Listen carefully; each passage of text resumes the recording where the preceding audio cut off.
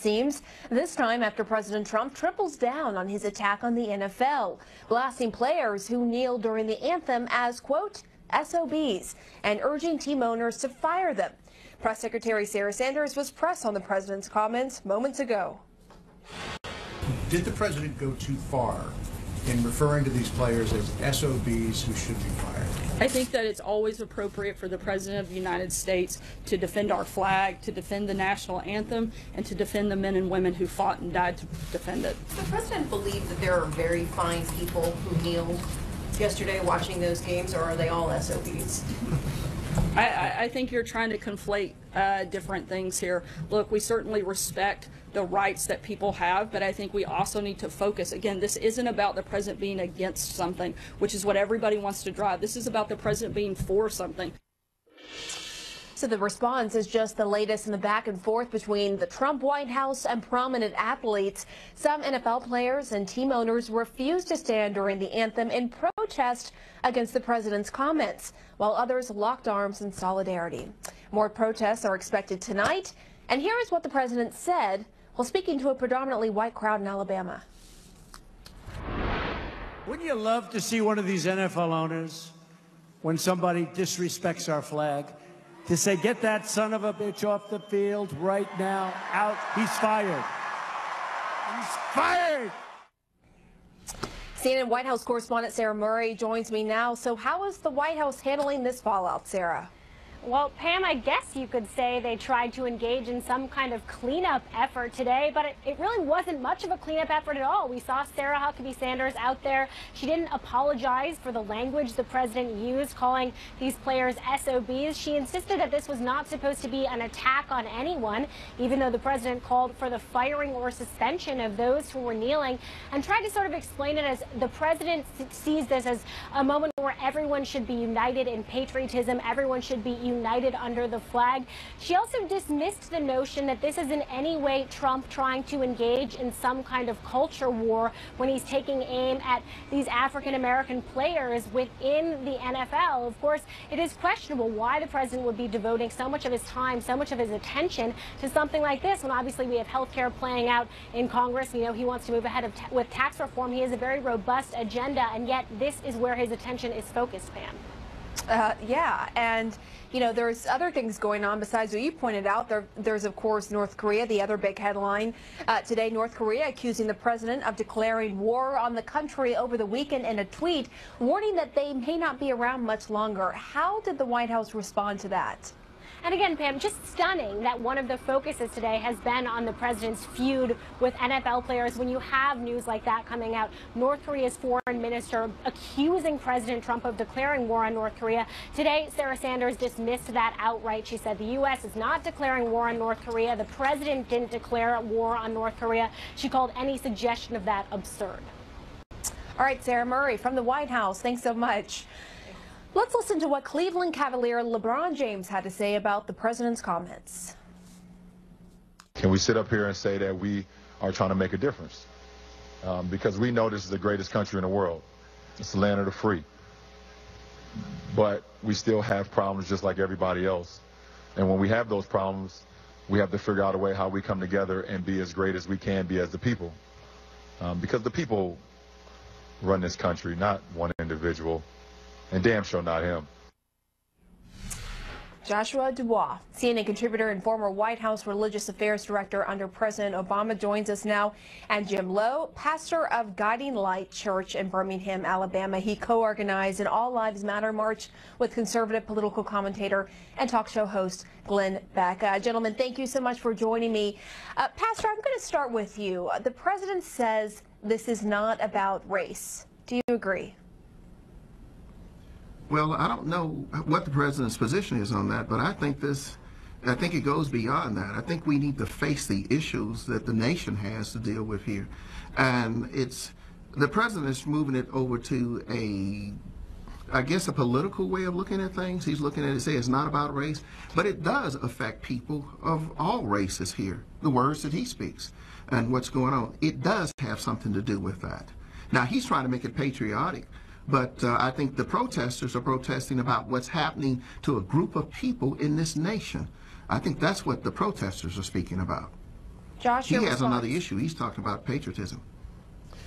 Well, certainly the president's speech in Alabama, to me, it felt like it was about race. This was more than a dog whistle. This was an elephant trombone. I mean, you have this man giving this unhinged rant about a group of African American players who are exercising their constitutional rights. I mean, once again, this is just another moral disaster from this president. And you know, if folks step back and think about it, which is a greater moral debasement to our country? One individual, and now many individuals, quietly taking a knee to honor and mark the lives of those lost because of police violence, or the President of the United States ranting and raving and calling fellow citizens sons of bees. I mean, this is the type of behavior that we would not accept from middle schoolers. Why are we accepting it from the president?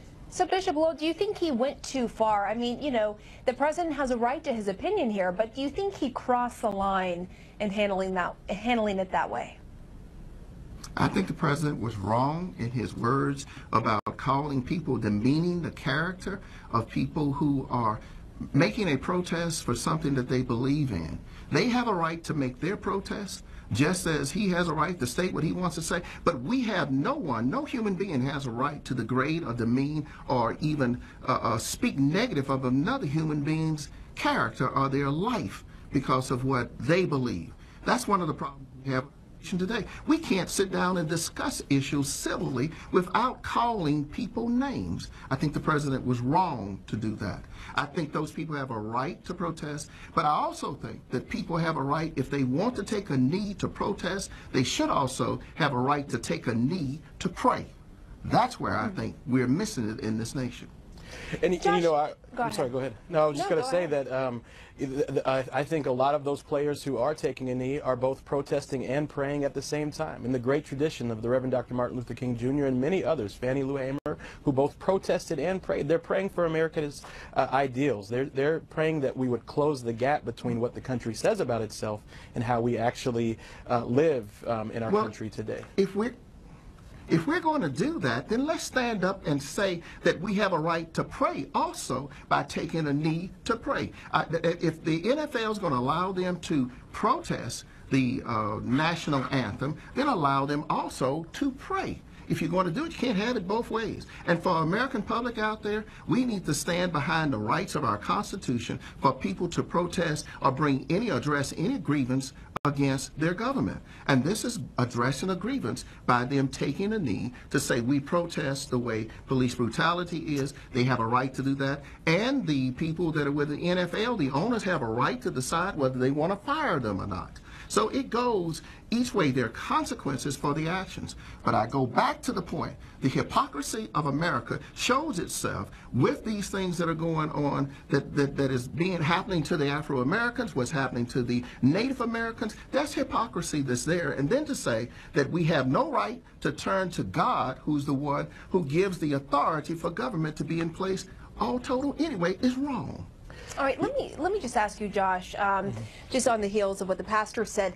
The White House says that the kneeling has morphed into more than just police brutality, that the focus has changed since the initial intent when Colin Kaepernick did that a little over a year ago.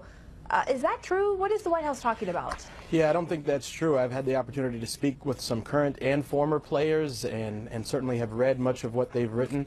These guys are protesting for people like Tamir Rice, the young boy killed in a Cleveland park for the crime of playing with a BB gun. They're protesting for Walter Scott, shot in the back in North Charleston, South Carolina. They're actually very clear and very focused about why they're taking that knee. And again, it's not a knee that's a show of disrespect to the flag or to the national anthem. It's a knee that is meant to mark the gap between American ideals and how a lot of people live and die in America today. So I think the press secretary and the president is off on that. To the press secretary when she said, well, if you have an issue with police brutality, you should protest the police officers protecting you, not the flag?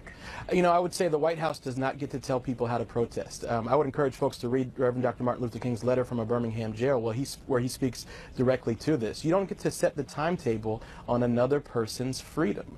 Colin Kaepernick sparked a conversation here, and in the eyes of him and many others, the time is now. And the last thing I would note is that if you would not have been talking about racial issues in America if it wasn't for Colin Kaepernick and all these folks kneeling down. Then they've done their job. And Pastor, one thing I'd like to say to that, well, I'm sorry, one thing I'd like to say about that is that the president, albeit however he makes his decisions, the president himself is still under the hand of Almighty God. And maybe for such a time as this, his comments have brought to the forefront again the injustices that have been done, and he has brought attention to it. So in some ways we want to condemn him, but in other ways we need to look at it and recognize he's brought it to the forefront now that we can discuss the issues that are having problems in this nation today. They're back on the forefront, regardless of how he ever intended for it to be. I see a way now that now you've got more of the NFL and the people and the players recognizing we have issues in this nation we need to deal with. Yeah, it seems like they really galvanized those in the NFL and beyond. Bishop Lowell, Joshua Dubois, thank you. Really interesting and important discussion there. Thanks for having us. Thank you. And we'll get the point of view, rather, from members of the military coming up. Plus, on this Monday, protests break out on Capitol Hill at a hearing for the latest Republican attempt to repeal and replace Obamacare, what the White House is saying about the Graham Cassidy bill. Also, more on the escalating words between the U.S. and North Korea. North Korea now claiming President Trump declared war over Twitter, saying that now gives them the right to shoot down American planes.